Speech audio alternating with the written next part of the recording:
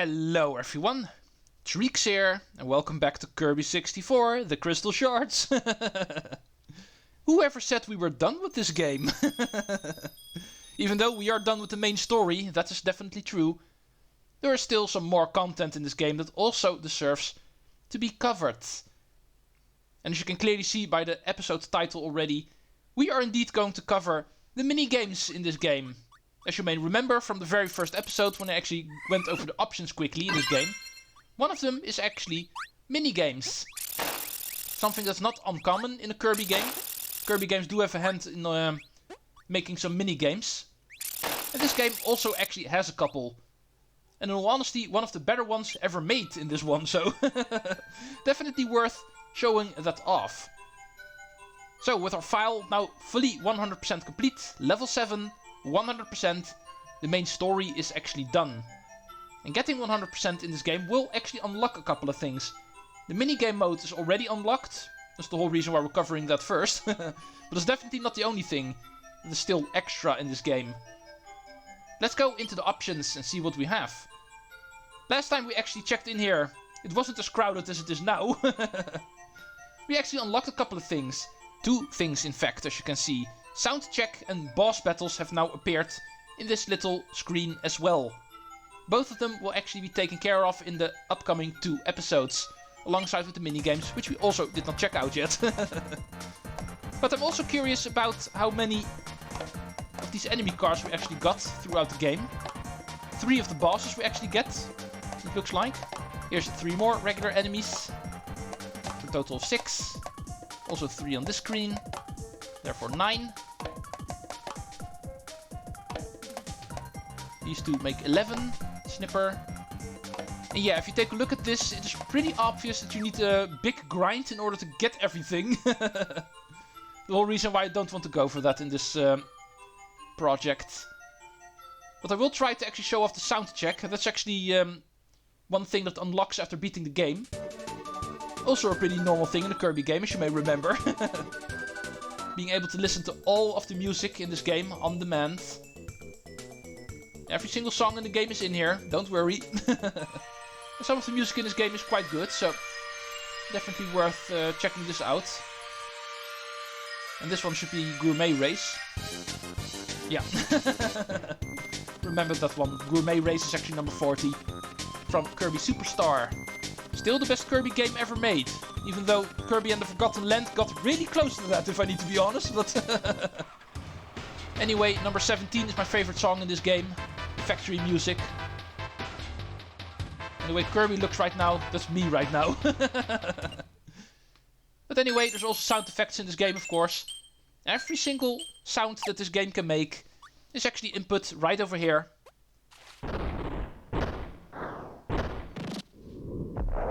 So, also something you could listen to. And that is a quick coverage of the sound check in this game. Setting wise, there's nothing new that unlocks, but we could actually go for a different HUD in the meantime. And also check out the boss battles, but that will be for next episode. That is also something that unlocks the arena of this game, you might say. Pretty difficult to do if I need to be honest, but I will give it a shot. But that will be for the second bonus episode. I think I need an entire 20-minute episode in order to cover this, so don't mind me if I actually only start focusing on the minigames for today. As you can see, there's 3 minigames in this game. 3 completely new minigames. After Kirby Superstar, this becomes a pretty normal thing. One of them is 100-yard hop. It's a race to the finish. To win, give it your best hop. And this is how it works. We can actually select 1 to 4 players. This is actually something you can also play multiplayer, as you can see. And I only have 1 controller attached, so I can only pick 1 player. And the other 3 will actually be computer players. As you can see, COM3. How to play? We can actually jump 1 space by pressing B, or we can jump 2 spaces if we press the A button. Why we want to jump once or twice, we are going to see in a minute. We can actually select 1 of the 4 main characters in this game. Computers will be selected random, so I can only pick myself. Let's go for regular Kirby. And set the computer to easy. If you're playing it for the first time, you only have easy, so... But there will be higher difficulties later on. Let's start off with easy. And this is how it works. As you can see, we can either jump 1 or 2 spaces.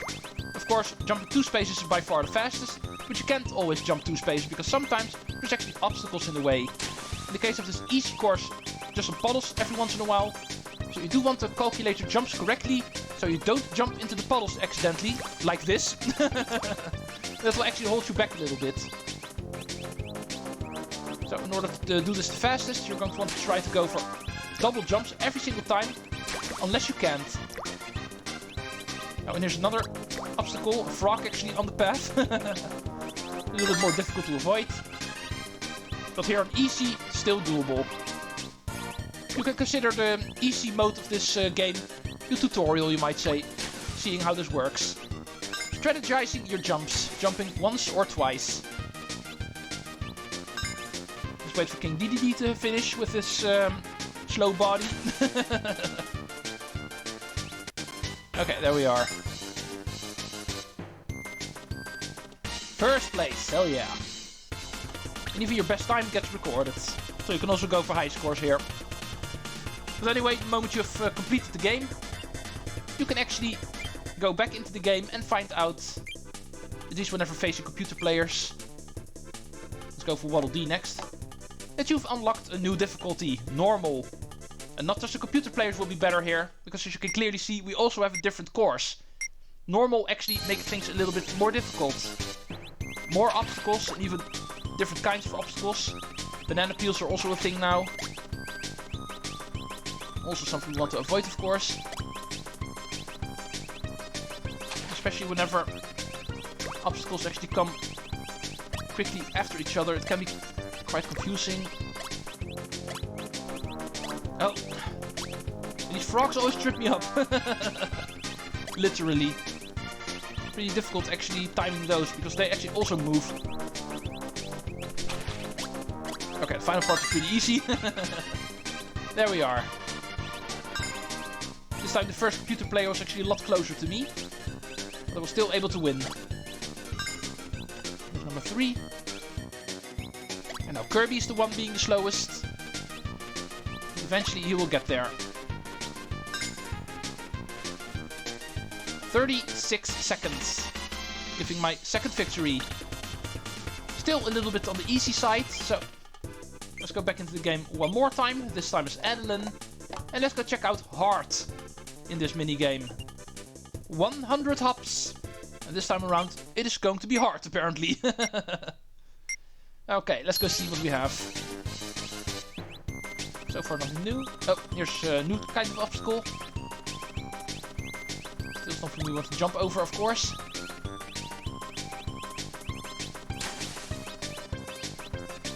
Oh, frog. So, like this.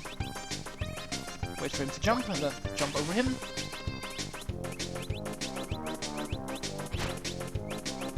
Yeah, there's plenty of obstacles here.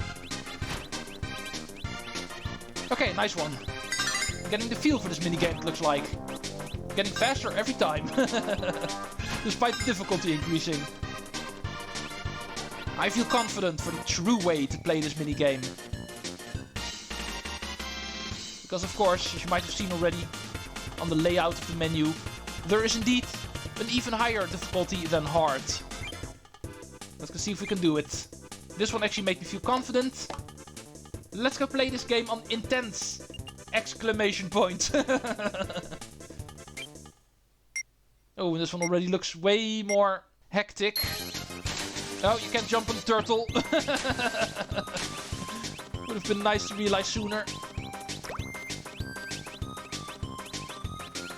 Okay, concentration.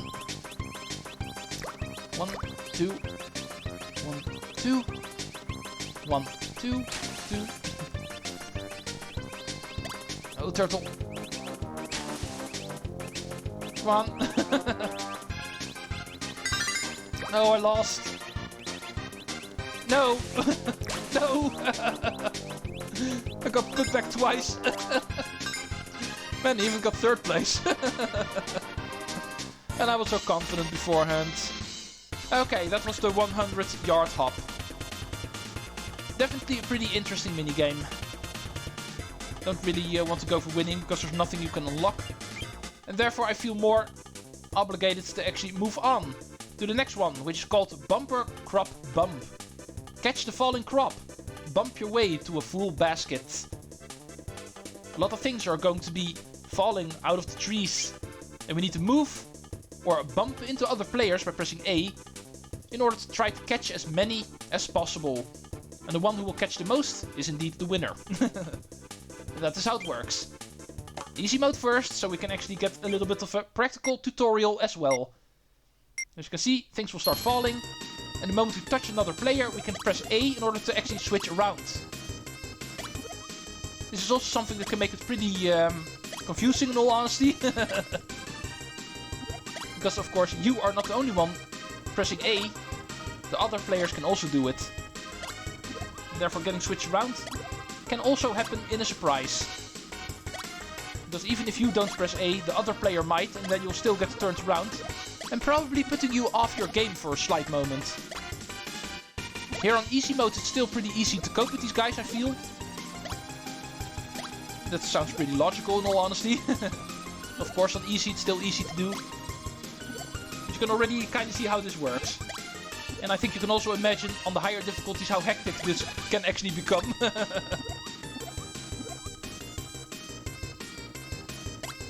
It looks like I can indeed easily win this one. Especially at the end of this minigame, this can get really chaotic. As you can clearly see already at the top of the screen, there's more and more crop actually forming up there. And the moment the tree is entirely full, then everything will start falling at once. And then the minigame will truly get fun. Not too sure how long this minigame will actually take. Yeah, here we go. Earthquake! And everything will start falling at once. Making it pretty difficult to actually get as many as possible. And the moment the tree is empty, the minigame will stop. And with 32, I have a clear victory here on easy mode. That is how Bumper Crop Bump works. At least how it's supposed to work. Because of course with more difficult computer players, this can get pretty challenging. Let's go see if normal is already able to do that. Oh, and there's actually more obstacles also appearing. Kind of forgot about that, but now that I see it, I remember. Bombs will also appear on normal and onward. And bombs you don't want to hit, obviously. And the penalty for it is actually pretty great, so don't think you only get stunned for a moment, get taken out of the game for a slight moment, and then you can move on. As you can see at Waddle Dee right here, if you get hit by a bomb, you actually lose all of your points. So you definitely don't want to get hit by them. And also don't get surprised by other computer players, because of course, you just trying to avoid the bomb is not enough. You also need to make sure you don't get bumped into one. Other players will try to make you hit the bomb. And therefore, you missing out on all of your points so far. Having to start all over again. Be careful for that. Here on normal, pretty easily avoided, of course. Computers are usually stupid enough to just pick them up himself. Like Waddle Dee.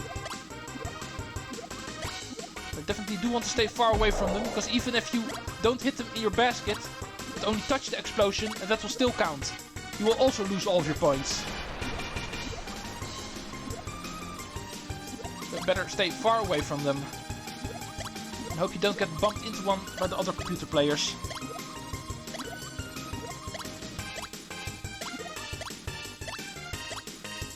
Looks like we're fine.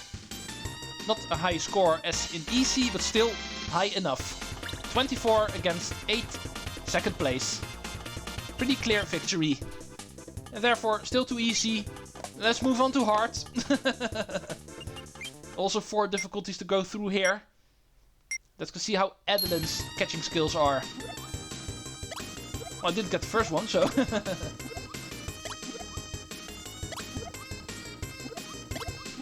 Now computer players really start bumping a lot more already. No. I got flung all the way to the right. 3 bumps in a row. Okay, how does Yellow have 6 already? See if I can actually catch up with him. Oh. Okay, equal again. 6 against 6. This is mine. Oh. Yeah, the moment you get into a bump cycle, pretty difficult to get out of it. You definitely don't want to get caught in between two computer players. Then it's pretty difficult actually moving again. Looks like we're fine. 11, even though one of these also doing really well now. Make sure he actually gets hit by... Oh, bomb. Not myself. The computer players already this high in the points. I think I'm not able to win anymore if I get hit now. Alright, finale part. 15. Yeah, I'm not out of the woods yet. Figuratively speaking. Literally speaking, we are in the woods. But one of these still pretty high up in his points. So, yeah, he got really close to me. 17 against 15. Narrow victory. Therefore saying, I don't think I'm able to win Intense, but I will try. I lost Intense in the previous minigame, and there Hard actually went way smoother. This time around Hard was already difficult, so let's see how it goes. This is a very interesting setting at least. No longer in the forest. Catching fruit, catching crystals now in the rainbow sky. Mine. A good strategy to go for in the higher difficulties here is trying to focus on the computer player with the most points. The biggest competition, you might say. And actually try to make them hit bombs. Or just try to steal their stuff they're trying to get. Although that's easier said than done. Usually on Hard and Intense, the moment I try to go for a bump against a computer player, I actually get bumped myself. They are a little bit more aggressive than I am, I think. Usually whenever I try hitting the A button, I'm a little bit too late. I'm surprised I'm still in the lead, actually. I'm getting bumped everywhere, yet I'm still catching quite a number of these crystals. Oh, thank you. DDD got hit. So my biggest competition is away right now. No! And that actually could have ended worse. Seeing that bomb and me actually getting flung towards it. That scared me for a moment. Yeah, but it looks like we are fine. Surprises me, but Intense actually went a little bit easier than Hard. I didn't get the number of points I got with Hard, but the competition was further away. Second place, only 9 points. So, pretty fun that we were able to win an Intense minigame today. However, there's still one more we need to play. We also have Checkerboard Chase. Chase down your opponents. Get the drop on them to win. And this one may look familiar. If you've been playing Kirby's Return to Dream Land Deluxe, like me, you should actually recognize this minigame, because this minigame is also in that game. A game where we need to drop blocks in order to drop opponents. And it works as follows. As you can see, we have a 2D checkerboard where you can walk around on. The moment you press A, all of the blocks in that line will actually drop. And all of the opponents standing on it will also drop. And that is how this works. Trying to get the drop on people. And the moment you've fallen 5 times, you are out of the game. And if one player is left, that person is the winner. That's how it works. The strategy to go for here is not per se going for people directly, because usually people see that coming. What you need to do is what you see over here, trying to trap people. Because the moment the blocks fall, it takes a while before they actually reform again. And that is something we can use in order to get people trapped, so they don't have a way to escape. And then we can actually get the drop in on them. Pretty fun minigame. I can imagine why they actually picked this one to return in Kirby's Dream Land Deluxe. But it's also pretty fun playing it here, where it actually originated from. Now that we know how it works, let's go do the higher difficulties. Normal. checkerboard actually becomes a different color now. Other than that, it should be the same. Let's see if I'm actually able to beat normal without getting flung off myself a single time. And I'm not even done saying those words, and we have already failed. And Kirby's Return to Dream Land Deluxe, there's actually a couple of missions, of course. You need to do with all the minigames there, including this one. And one of them is indeed winning without falling a single time. And even on hard difficulty, being able to stay alive for more than 30 seconds. It's really difficult to do. But I was able to do it, so whenever the Let's Play of that game comes, we'll of course also be taking a look at the minigames in Merry Mega Land. A place where you actually play the minigames for the missions. Really fun to do. Perhaps even more fun than the main story or the Megalore epilogue. For some reason I actually enjoyed playing the Merry Mega Land mode the most in that game. But anyway, that's future business. Right now we're playing Kirby 64, the original checkerboard chase.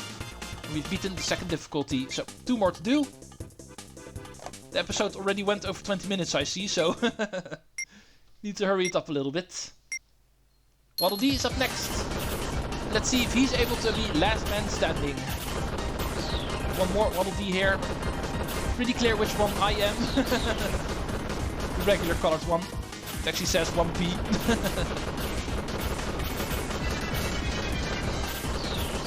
These guys are a little bit more aggressive now on hard. Still not something I can't handle. Still in the lead. I'm still in the lead. Shared lead, still. Although, the third player did fall now, so... Okay, Waddle Dee's out. The other one. Oh yeah, there's also something that can happen, as you can see. The moment the players are out, the playing field will also become smaller, making it a little bit more difficult to actually avoid all of the attacks. The less players there are, the smaller the playing field becomes, as you can see. DDD is out, so the playing field shrinks. Until even the final player is out. And we win again. Giving us our 10th victory out of 11 minigames. Only 1 more to cover. Let's quickly go in with DDD and play Checkerboard Chase on intense difficulty. Which is in outer space for some reason. Keep the note on these guys. I found out while playing this game, and also the variant in Return to Dream Land Deluxe, it's best to actually try to go for defense, not per se trying to get these people off, but trying to make sure you don't fall off yourself. In the beginning, because of so many players still being present, it's easier to actually avoid their attacks and count on them actually killing each other until only 1 or 2 players are left, making it a little bit easier. That's usually what I go for, trying to stay far away of these people as possible. Just try to avoid their attacks. Because of me being so far away, it's easy to see them coming. And then just focus on one person the moment only one is left.